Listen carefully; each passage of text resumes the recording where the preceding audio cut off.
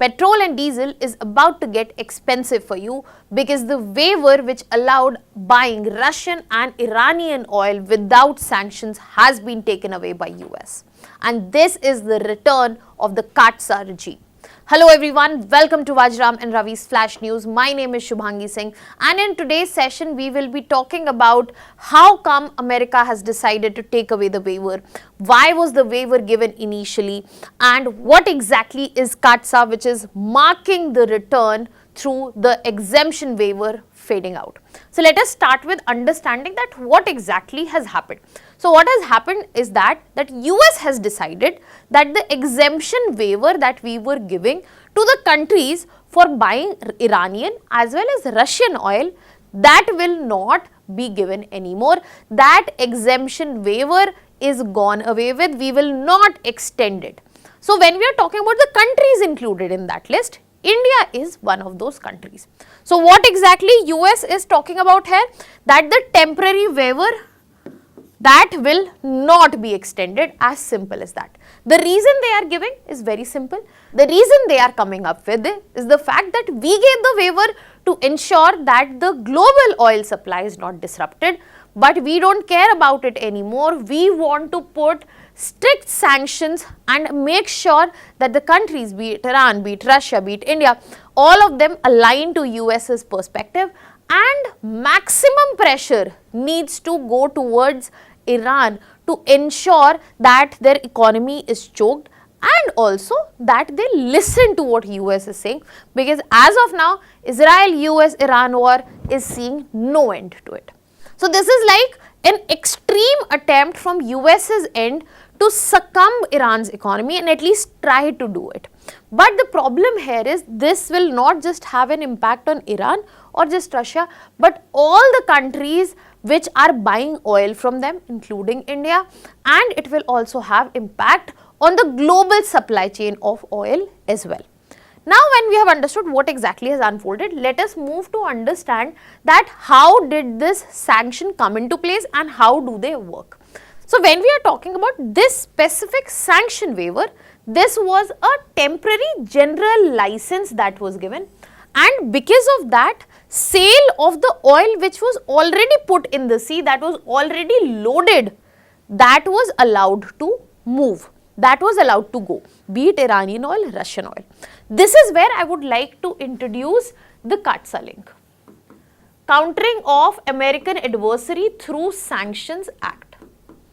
Now this was introduced in 2017, and as the name suggests, the whole idea here was to put sanctions. This act was used to put sanctions on the countries which were against America's interest. So top of the list we had Iran, we had Russia, we had North Korea. And this covered defense deals, energy transactions and financial networks as well. The whole idea of Katsa was to deter the adversaries through economic pressure. And this is not the first time that Katsa has come into picture for India. Back when India was having a S-400 deal with Russia, India yet again had to take a sanction waiver, because based on Katsa, India was also having a defense deal with Russia and we were liable to sanctions from US. Now why I am talking about Katsa here? Because Katsa is the legal basis of the sanctions which are put on Russia and Iran. And when we are talking about waivers which were made, they were basically violating the Katsa spirit, and this waiver definitely helped especially Russia in this situation.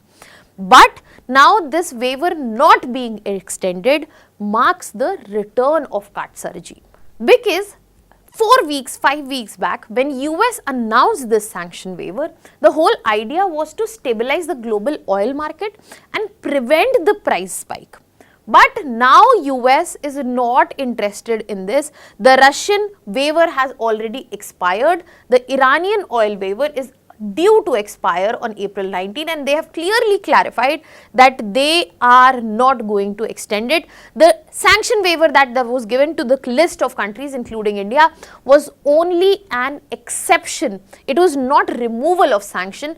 That has also been clarified. Now we have the legal basis, the all understanding required. Now let us straight up move to understand India's end on this waiver, starting with What did we gain from it? We gained economically a lot, because if you see at this given graph, you can clearly see, especially monthly crude imports from Russia have surged, especially since US-Iran war began. And this surge shows that India had economic gains. Why? We imported 30 million barrels of Russian oil, and please remember, Russian crude oil is discounted. And that is why India has increased the import. And with reference to last year and the US sanctions coming into the picture, we were gradually trying to dial it down in between, as we can see. Furthermore, in the situation where the global oil supply was absolutely disrupted, this sanction waiver ensured energy security. Our supply sources were diversified, we could buy more from Russia again, and that is what reduced our vulnerability.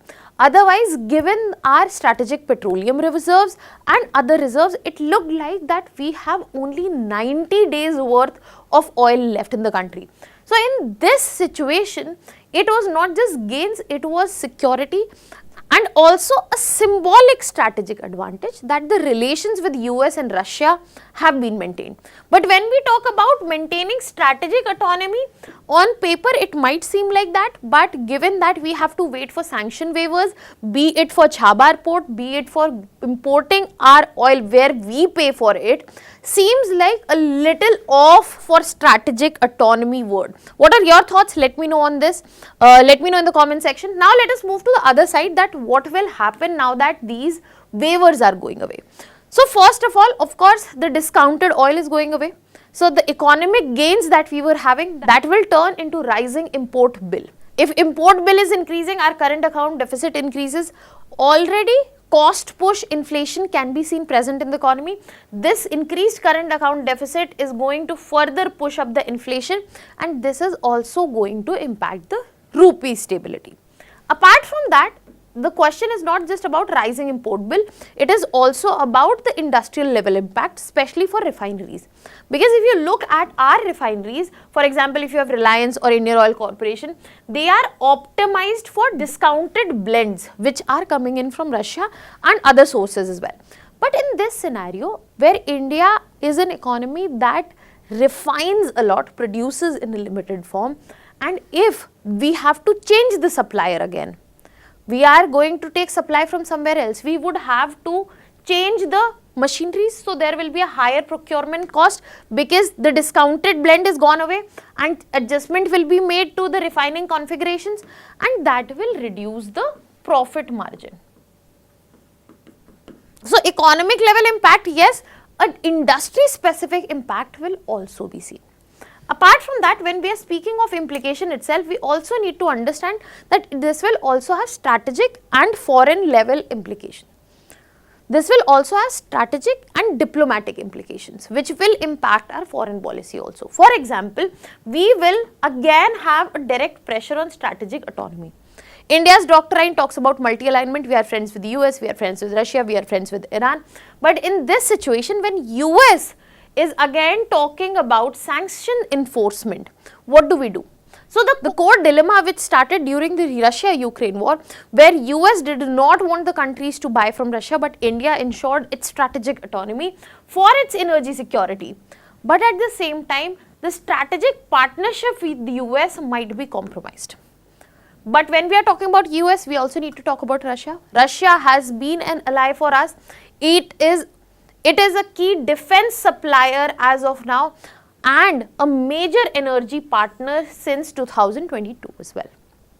Now, if we will reduce the oil trade, it is going to affect the strategic depth that we have with Russia, and it is also going to push Russia closer to China, which is already in arms of China. So Russia and China has always close in terms of ideology and actions as well, but Russia has its own relation with India. But if India decides to forego Russia in whatever amount, and that is going to be leveraged by China, definitely.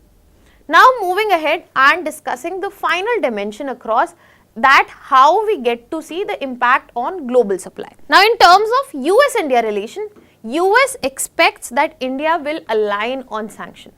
But at the same time, US also knows that India is very important for whatever strategy they want to plan, especially in the Indo-Pacific, remembering that China is the adversary to US, Russia is the adversary to US. So if they want someone to be in their corner, India is the right choice. So probably in coming time, we will see a selective flexibility, nothing promised, nothing said, nothing assured, but informal waivers can come in, just like it came for Chabar port, just like it came for Russian oil. But at the same time, we cannot ignore the amount of impact it will have at the global level, especially in terms of global oil supply. If we remove Iran and Russian barrels from the whole market, then the supply is going to reduce, and this is going to push the prices. So we are in for a price hike and supply shock. Apart from that, there are other factors where we can clearly see weaponization of energy, weaponization of choke points happening, and we are also going to see where the countries, unions, groups moving away from US, where more focus would be on de-dollarization, bilateral currency settlements, shadow tanker fleets, because what US is doing and the dominance it is exercising in the direction is not helpful for the global landscape at all, apart from itself. On this note, what are your thoughts on this, and what should be the way forward? Because as of now, it has been told the extension will not be given. So let me know the pointers in the comment section. If there is a mains question in this regards, what you will be writing. And I'll be leaving you here with a prelims practice question. Very easy one, you can easily answer. I have already discussed this during the presentation as well. That was all from my side. Thank you so much.